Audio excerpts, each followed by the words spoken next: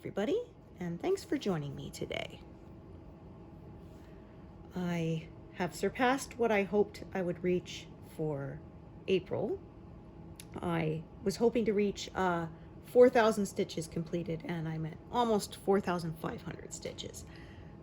Well past that. I am happy with it. I'm continuing to work at the top left. I have I'm working on an evergreen branch, and it's rather confetti heavy, which makes sense. All those little pine needles means a lot of detail. This is not a max color version, but there is a lot of, like I said, a lot of confetti here. I know I'll be glad when it's done. Although stitching it can be a little frustrating sometimes. It definitely slows me down. Earlier this month, one of my Stitch With Me sessions, it was rough just to reach 100 stitches. Usually I manage 200 stitches in an hour or so, but oh, I picked up this one. Just realized, yeah. Highlighted different. Oh, what have I done here? Oh yeah, here we go. And right there. Meant to grab that one, but I picked up the wrong thread, but no problem. I realized as soon as I stitched that one that it was on the wrong side of the grid line, and so I knew something did not match, but no problem. I know I always have, of course, have to stitch it in the one that it's parked in, so that was not a problem.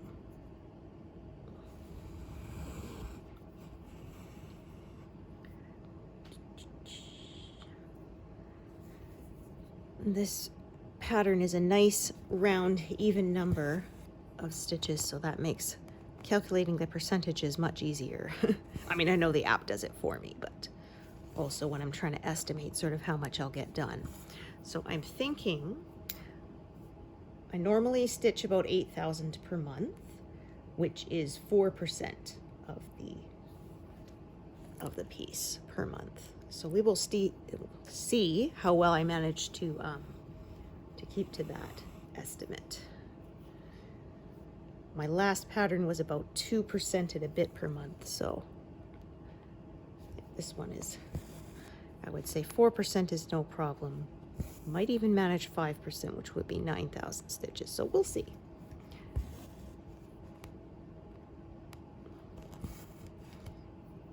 Or no, I'm wrong, sorry. 5% would be 10,000. So yeah, probably not. I'd say like 8.5 is probably. See, I told you my math sucks.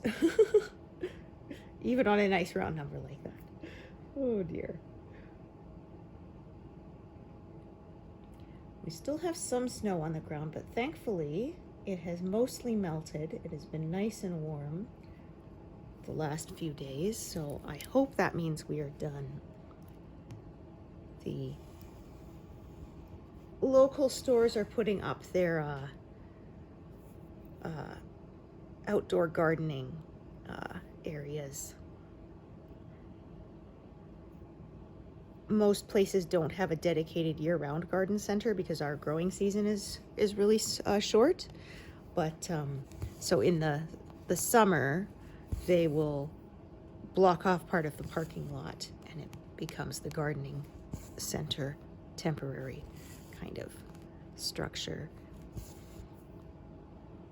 The only thing is I don't like that means there's less parking space. Yeah, I do not garden. I do not have a green thumb.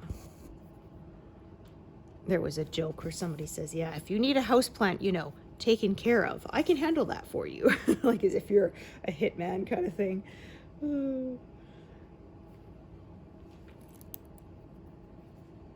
Or someone said, I'm the plant hospice. I'm where plants go, you know, to die. Oh. Alrighty. This color palette on this project is very different from my last one. There was a lot of blues and purple, pinks, even oranges in the last one. This one is all kind of greens, browns. There'll be a bit of blue in the water, and there will be some orange. There's I think it's maple leaves in part of it. So there'll be some of that, but it's mostly in the green and brown kind of area. So this is, like I said, confetti heavy, but the center of this pass is, I looked ahead, it's mostly big blocks because it's the waterfall and it's kind of out of focus. And so it's, so up to around, this is line 80, up to around line 100 is confetti heavy, and then I looked ahead into about line 280 or something is bigger blocks. So that part should go pretty quick. I would imagine I will get to that part of the piece sort of during May.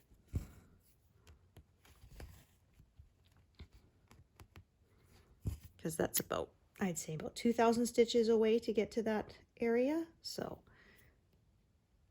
I will reach that. So the center is, so yeah, it's hard to say. Like people say, how much do you manage? But it does fluctuate a bit depending on just how much detail and color changes there are. So in these high confetti areas, I tend to sort of revert to my original more diagonal method, as you can see. It just sort of tends to happen when the colors are bigger motifs and they sort of make stronger shapes. Then I tend to follow the shapes. But this is when it's really high confetti, there really aren't that many shapes being formed. So I tend to do the whole stuff that's to the left and above before stuff that's below and to the right.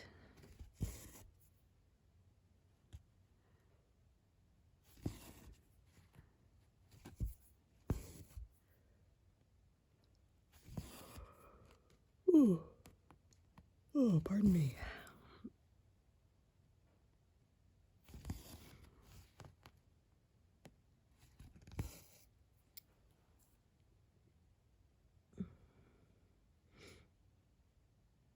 Was nice enough to go for a walk the other day, but yeah, my snow boots will have to be replaced. They are, the left one sprung a leak. It's a very slow leak. My sock didn't feel wet till I got towards the end of the walk when I got home, but yeah, I think it is finally done. Like I said, nothing's in stock with those now. They only have rain boots, and I don't like rain boots. They're very sweaty. And I find it just isn't a long enough season really to use them. I mean, I guess it might be worth it if you're someone who does garden and has to walk through sort of muddy areas. That would make sense. But for me, I don't really use it that much. So I wear my snow boots until I can switch to runners, or sneakers, as some of y'all call it. In Canada, we tend to call them runners. And I know in the UK, they call them trainers.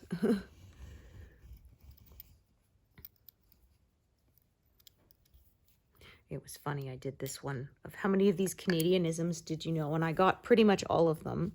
But I said some of them I did not know were Canadianisms. Like calling a parking garage a parkade is one. Or given her, which means like somebody was revving it. He was just giving her, yeah. Or when you want somebody to step on it, you say give her.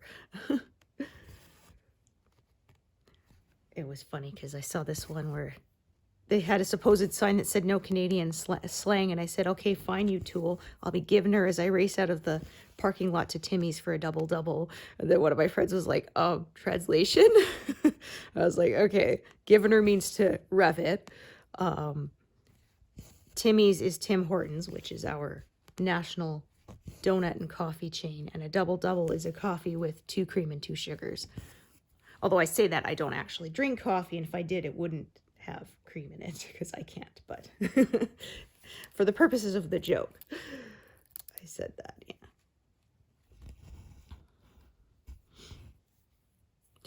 When I did still drink coffee, I had to use the coffee whitener. That's what we call the non-dairy creamer. That's another Canadian thing. Anyway, but I still was kind of irritated because I asked them if they had the coffee whitener. They're like, well, we have milk. Like, with this kind of like, are you an idiot? And I'm like, not everyone can drink milk. And like, you guys are a specialty coffee shop. Like, I'm sorry, but if every year were to expect a place would have a bigger selection and actually have non-dairy creamer, it would be a place that specializes in coffee and donuts.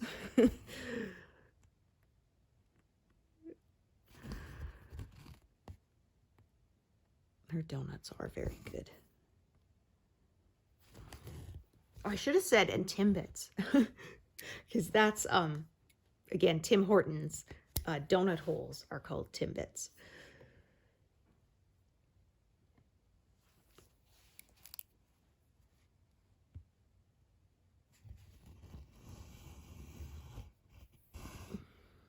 So like there was a joke one time.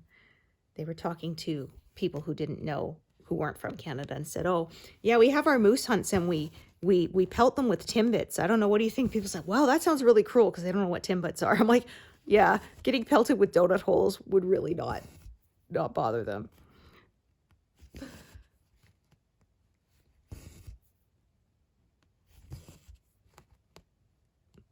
So like, yeah, the USS Dunkin' Donuts, we have Tim Hortons. Oh, that's no good.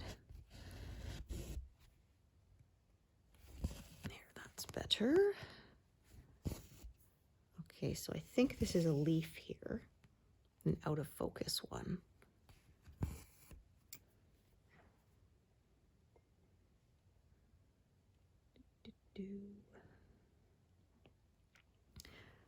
So I'm thinking I'll kind of cut it off around this row 80 and fill in. I won't get all the way to the bottom, I should imagine, since this is the last session of the month, I believe, so.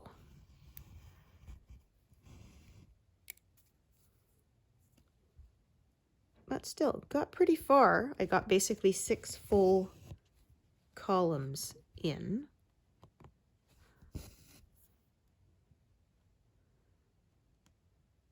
Because each column is, of the big square, is 700, because I'm working down to row 70. This first 2 passes are 70 rows, and then after that it'll be 60. Alrighty. Extra little bits.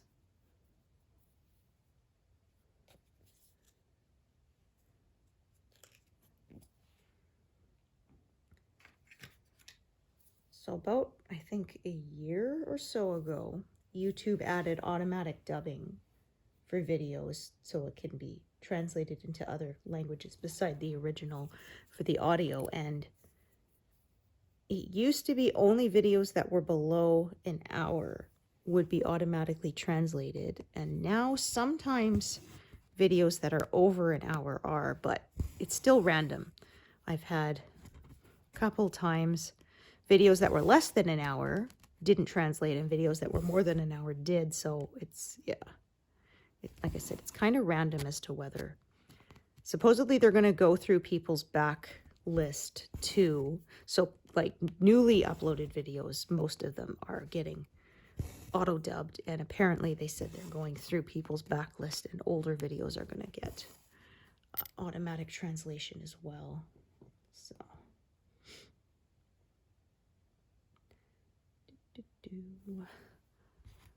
yeah, like I said, I'm gonna probably stop around this row 80 just because I sort of have to cut it off somewhere. So I'm just gonna unthread these and set those strands aside, because I could just keep on going, you know, towards the right forever, but eventually, oh, that one, I hate when that happens. The end of those threads kind of got tied around the eye of the needle there. I could pick it free, but it's like for 1 millimeter of floss, so I can't be bothered. But like I said, I like to keep it so that not too many needles are live at once. Just starts to get a little more. I can do it, but it starts to get a little more touchy that way. So I make a break somewhere and then just fill in from there. Do.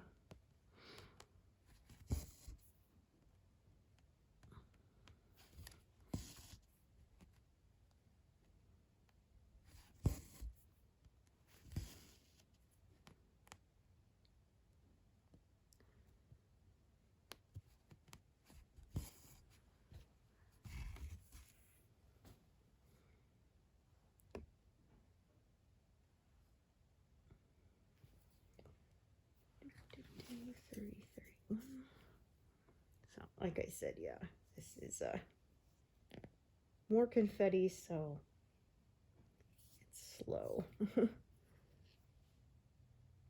But, well, they told us the slow and steady wins the race, right?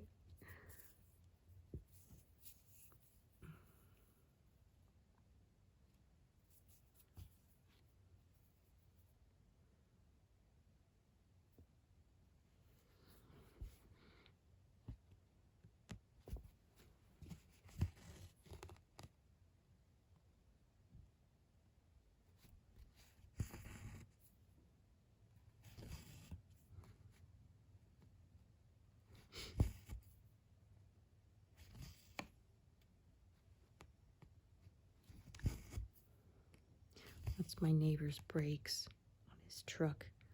They're very squeaky. Don't know if you could hear that on the camera, but yeah. Always know when he's heading out.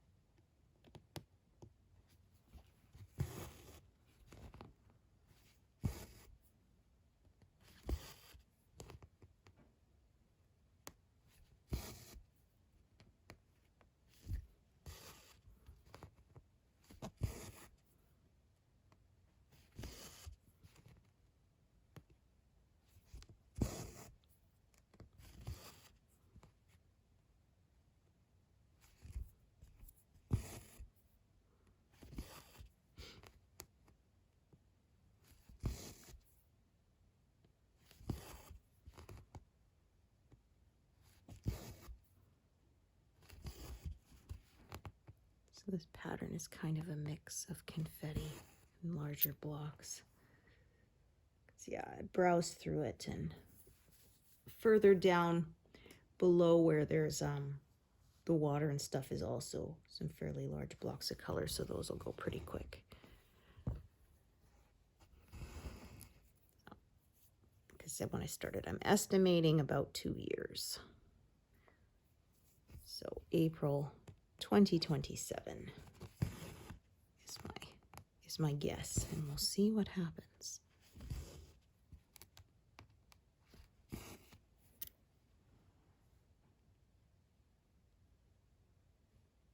Okay, we'll do that one.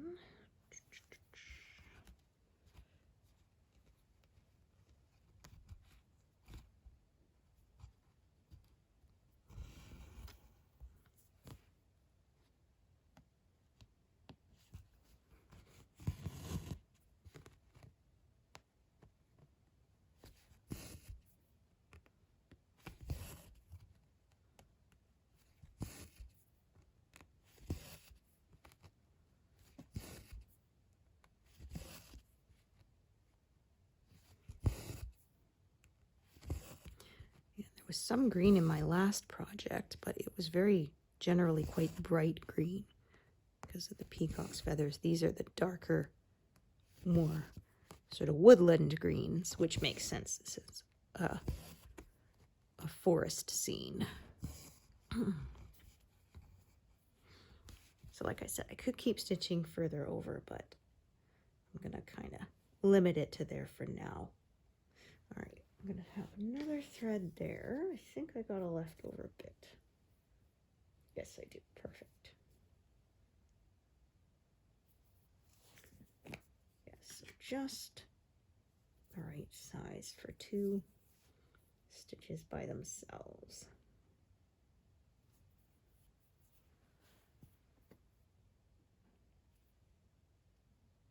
Oops. Okay.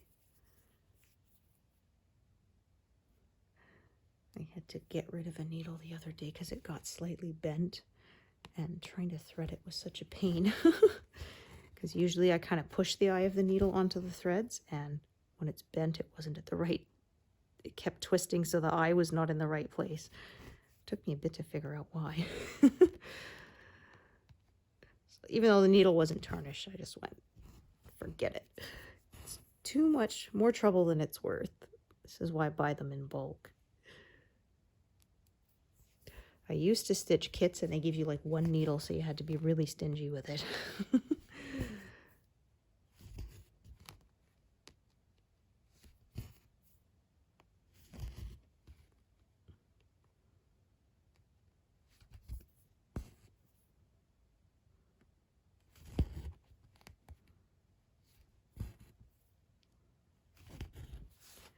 I keep an old pill container to put the needles in. Eventually, when it's full enough, I will throw it in the garbage. That way the sharps are not loose. Okay, so that's a short little piece. And that is a longer piece. Okay. You can see this color is really kind of scattered around and spread out. So I'm going to end up with more than 1 thread. I can tell you that right now.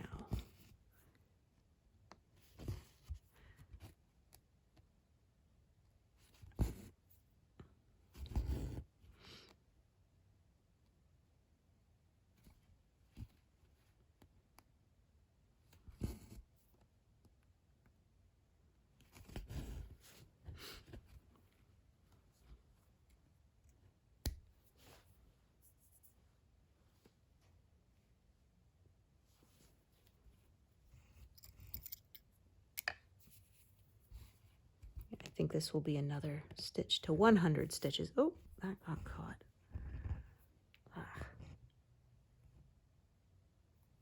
Skin on my thumb is a little rough and it snagged the thread there and pulled it, which we don't want.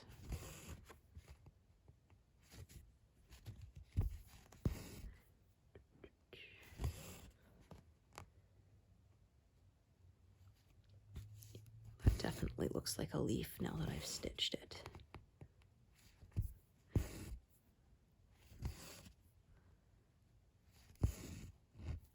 There's no deer yet in this pass. We will reach the male deer's antlers in the second pass. So about 3 or 4 months from now, I would say.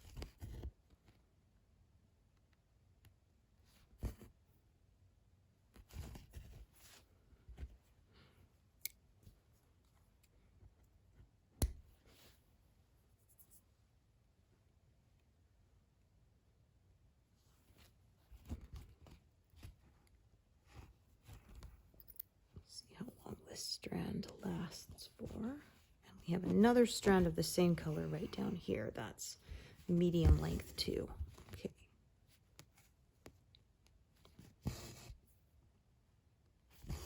The length of the threads that I have attached really affects which way I decide to travel threads or carry them.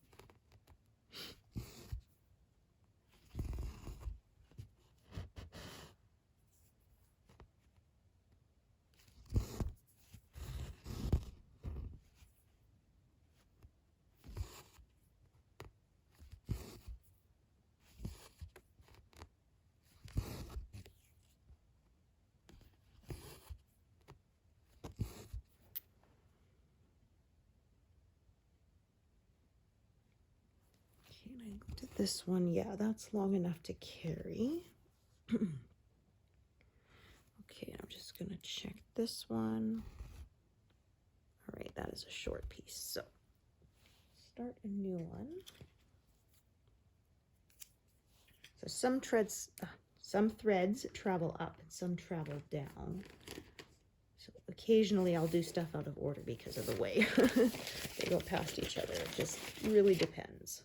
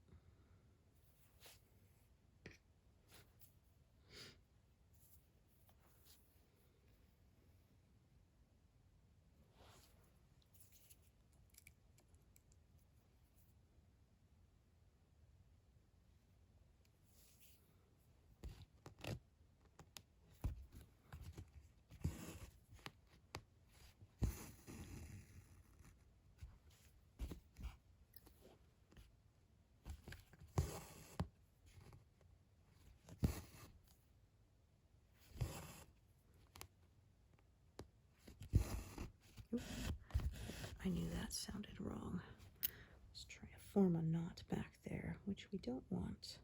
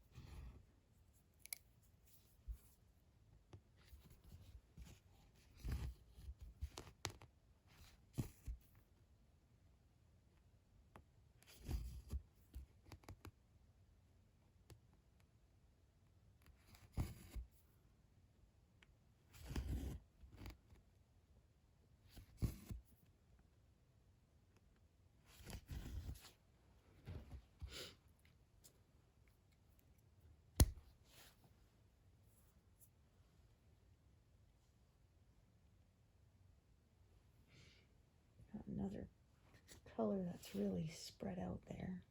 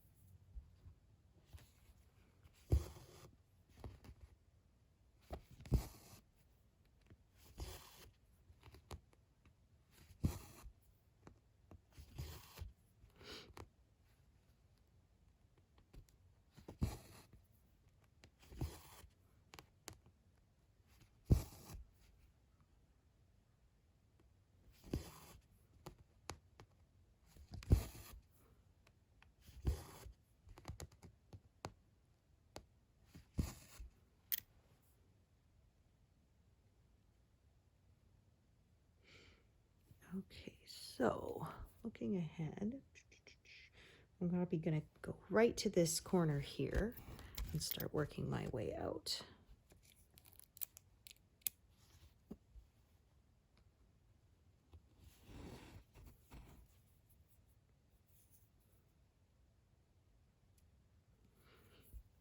So I say I stitch sometimes diagonal, but sometimes it just kind of drifts over like that. Diagonal-ish. For a while there, the colors were kind of forming a strong tendency to go that way, so that is why it's less diagonal in that part. Yeah, this area here, this is like the sun shining on the side of this evergreen branch was very, very detailed, very confetti heavy. It took me kind of all day to get through it.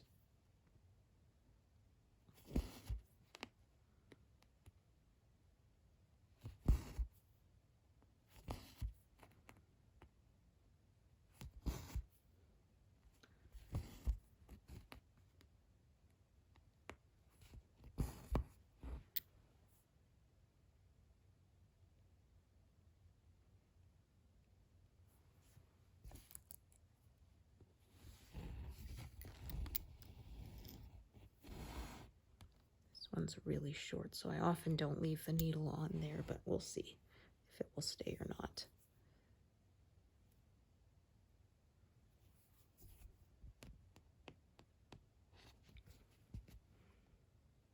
So we'll do this little section of color here and then tie this thread off.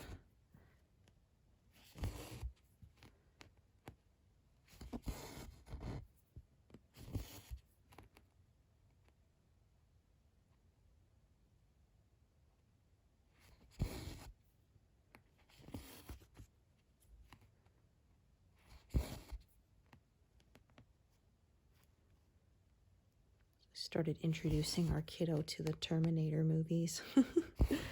Classic. And it was funny because one time I was at a work thing for my husband's work, and we were talking about it, and one gal, she asks, so which one is the best one? And in unison, my husband and I and one other guy all say T2 without even thinking about it. So that was the one we watched last night. Yeah, I feel that was the best one.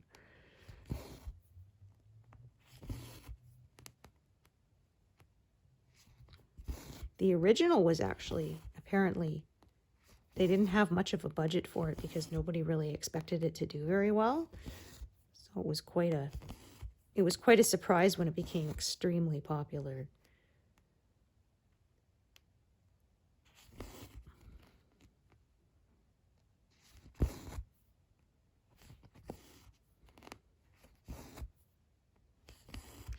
Yeah, and I was saying, like, that was made in 1984, so most of it was made with models and stuff. And honestly, it holds up pretty well. Everything's computer now.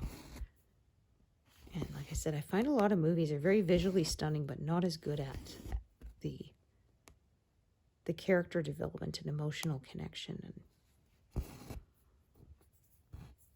that's the part I care about most.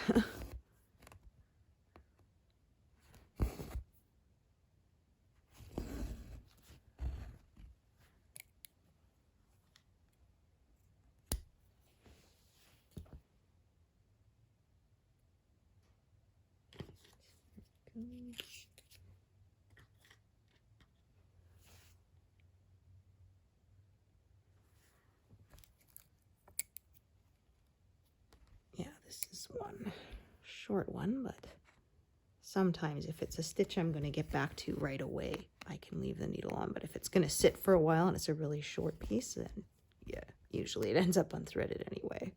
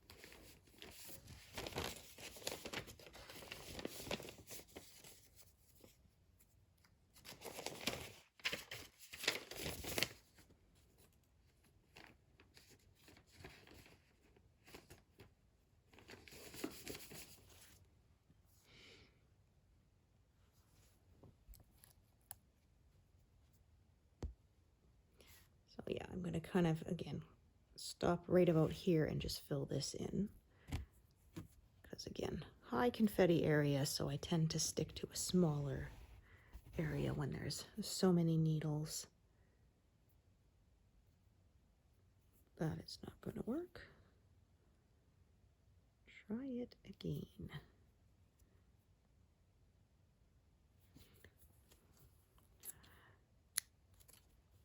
What I was saying, we just watched the second Terminator movie last night. Apparently, the actor who was playing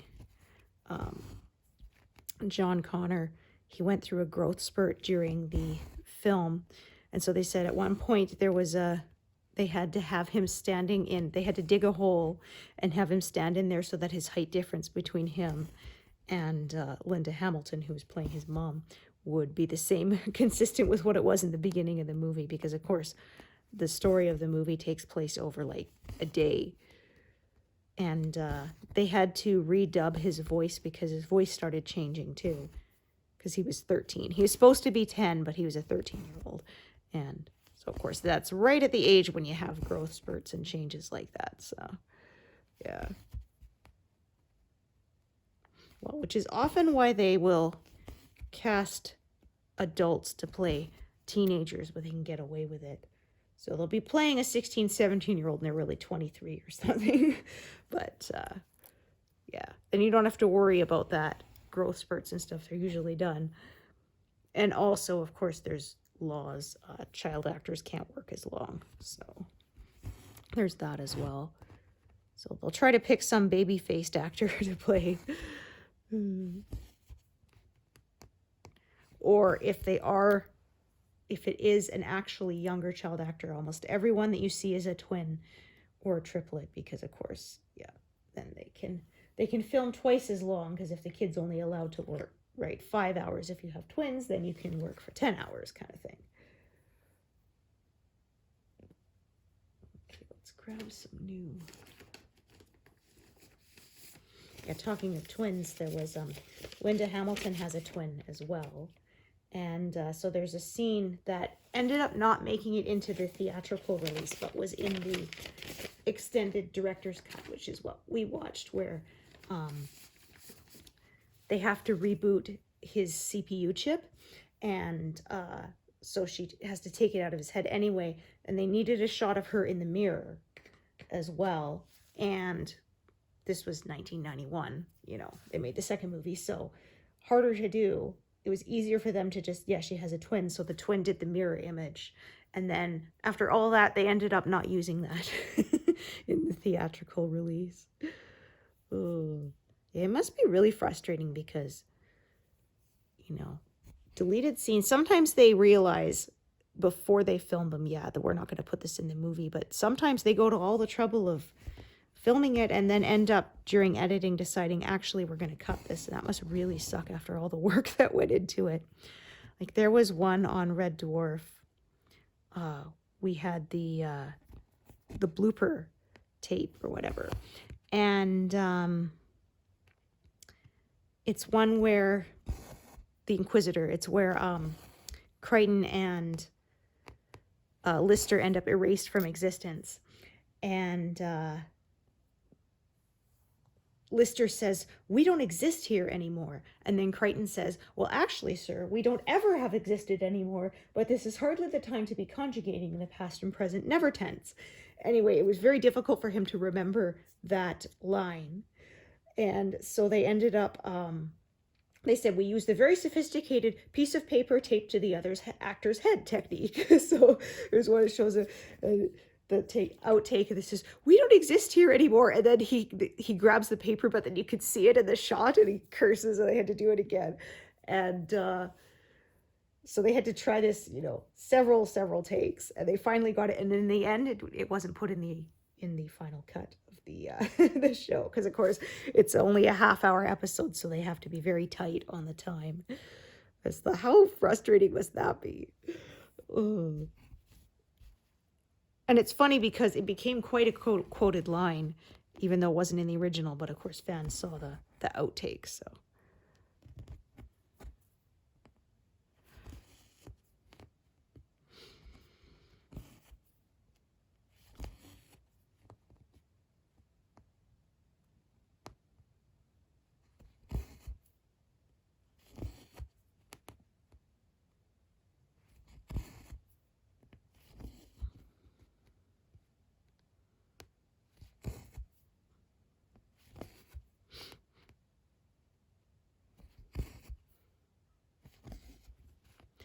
The worst, though, is when they adapt a movie from a book and they cut out your favorite line of dialogue.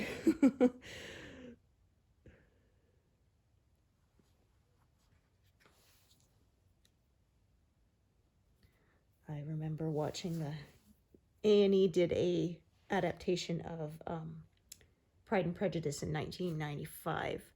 And the actress who played Mrs. Bennet said, they would film and then the director would say, "I'm sorry, but you got that line wrong." And it was maybe one word difference, but he said, "This is Jane Austen. If you say it wrong, people will know, right? If you don't get the dialogue perfectly right, people will know, and they'll be very upset, so that they'd have to film the whole scene again."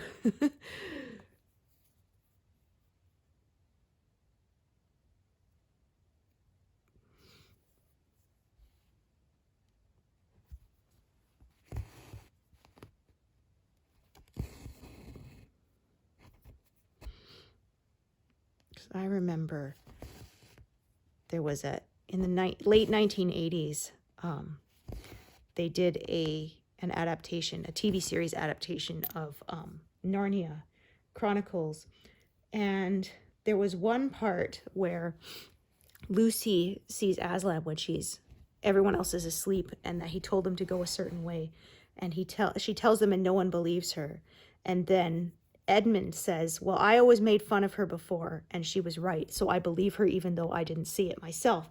And we loved that because it kind of, you know, redeemed him, because he was such a little jerk, right? In The Lion, the Witch, and the Wardrobe. He was such a little jerk to Lucy. And so we felt that redeemed him. And then when we were watching the TV adaptation, they just cut that part out completely, and I was so mad. Oh, all of us were like, come on. That was one of our favorite lines. That was from Prince Caspian when they were older. And yeah, because they generally were pretty good about following the dialogue from the book. But yeah, I don't know why they chose to cut that one out, but we were not happy about it. Found any countries in the cupboards lately. That was, I don't know if it still is, but that was required reading when I was in 4th grade. But I had already read it. We had watched the show multiple times. And then I had read the books, so. And it's funny because people thought it was just a trilogy who only saw the TV series, because they did The Lion, the Witch, and the Wardrobe. And then they did a combined The Prince Caspian and The Voyage of the Dawn Treader was the second one. And then they did The Silver Chair. But there were 7 books.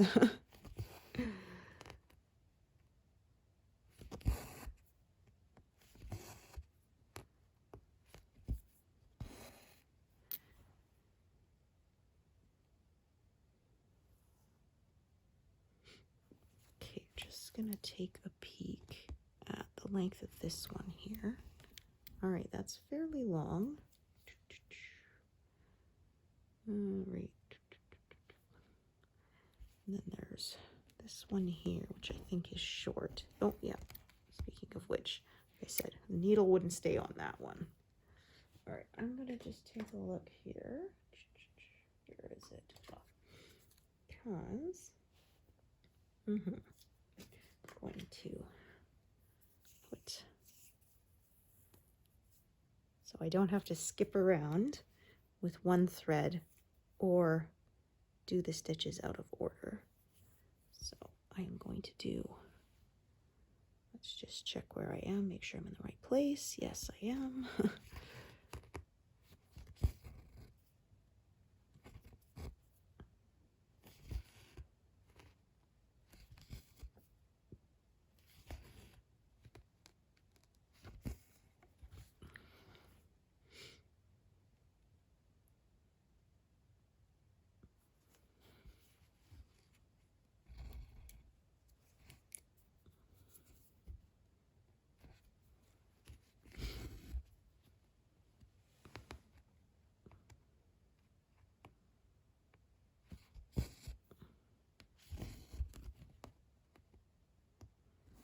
As you can see, there's a lot of pin stitches there because there have been a lot of colors.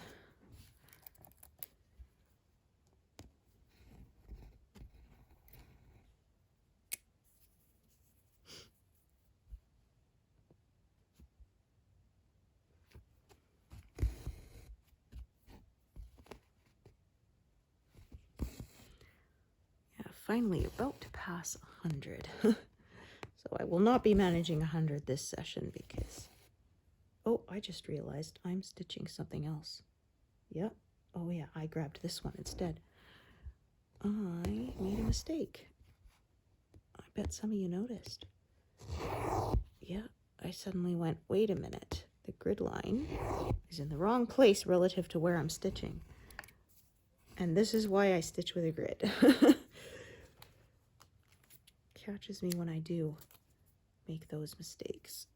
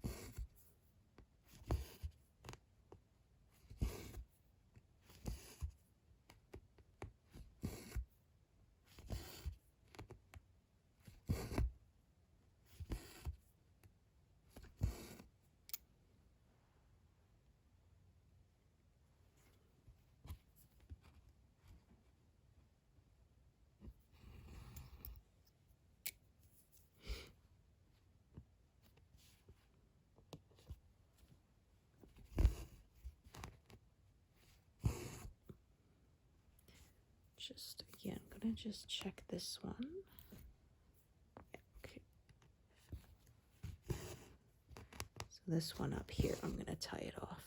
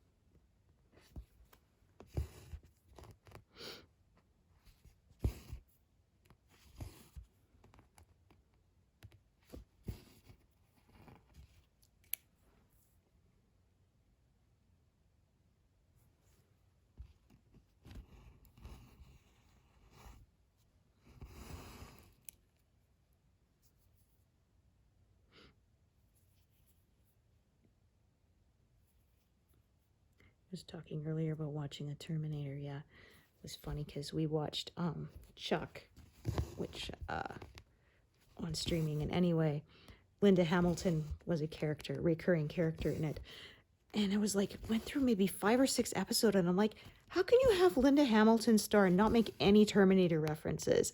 And then at I think the very next episode, she showed up and said, "Come with me if you want to live." It's like, okay, finally, because I mean, come on, you have to. It was like we watched another film that Arnold Schwarzenegger was in, and he's trying to decide if he wants to buy his kid a puppy or something like that. And then he says, "Oh, I might be back." And the guy says, "You'll be back." Which, of course, made us at the screen.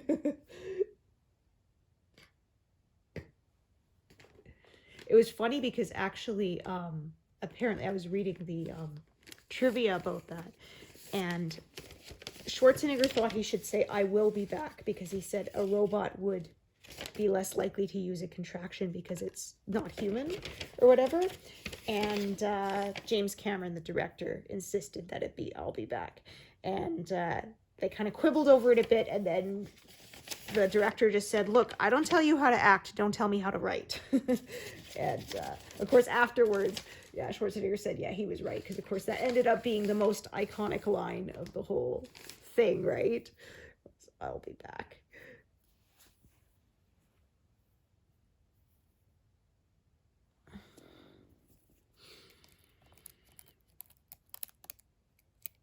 But they said they had to build a puppet head to do the part where his its human eye gets damaged and has to be removed. And I think it said that it took them like 6 months to complete, which is wild.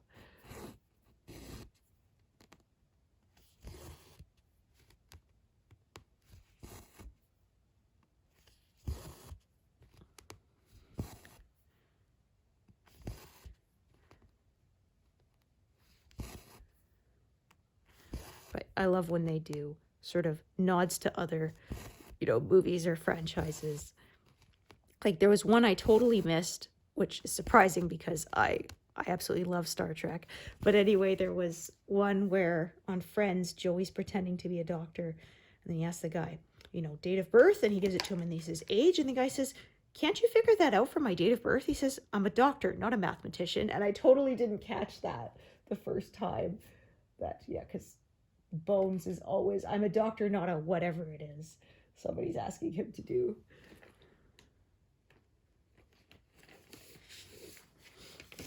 They did that in Deep Space Nine as well. The Trouble with Tribbles episode where they go back in time.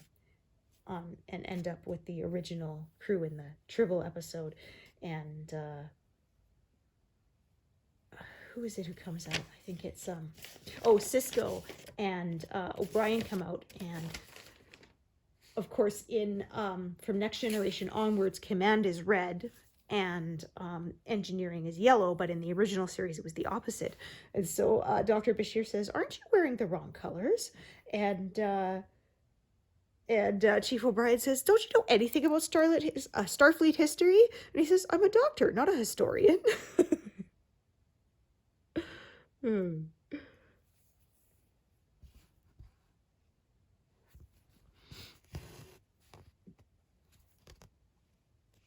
Oh, wait a second, make sure I'm in the right place. I am not. Yeah. I guess I didn't get enough good sleep last night, yeah. But again, like I said, this is why I stitch on a grid. I would have put that stitch in the wrong place, and then it would have all been incorrect. And I would have been annoyed.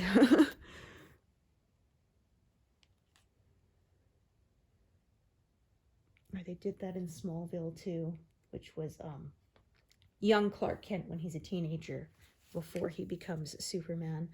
And at one point, they're high school seniors, and his best friend asks, "What do you want to do when you grow up?" And Clark says, "I don't know, just as long as I don't have to put on a suit and fly everywhere." It's like, oh, right.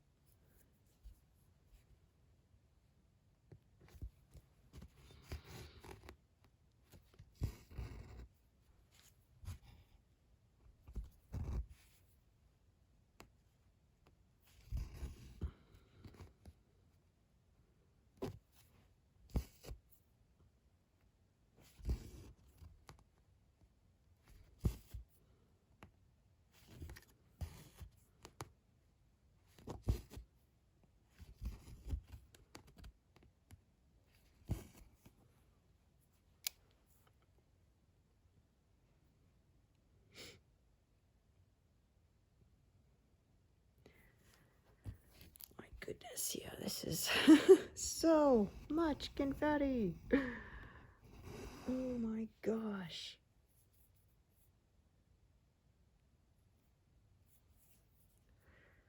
All right, so I think I'm going to do this stitch, and then I think that's going to be it for today. 120 makes a nice round number.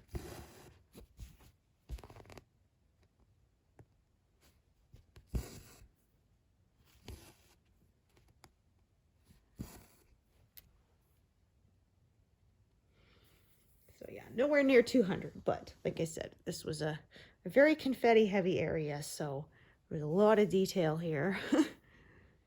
And yeah, there's no gaps. That's the nice thing, as I say, when this area is finished, everything in it is done.